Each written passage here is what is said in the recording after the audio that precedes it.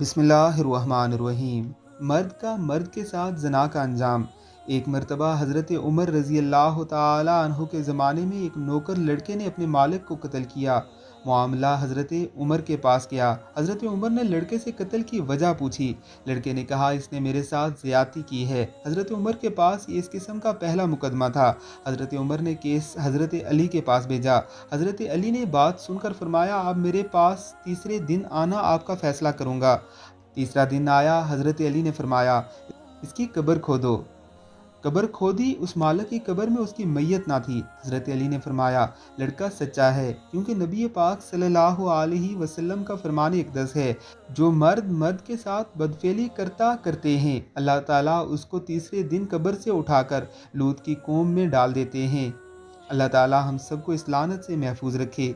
وہ لوگ جو ٹرانسجنڈر ایکٹ کو سپورٹ کر رہے ہیں، یاد رکھیے گا کہ یہ نہ ہو ان کی قبروں میں سے بھی ان کی میتیں قوم لوط کے قبرستان میں پہنچا دی جائیں۔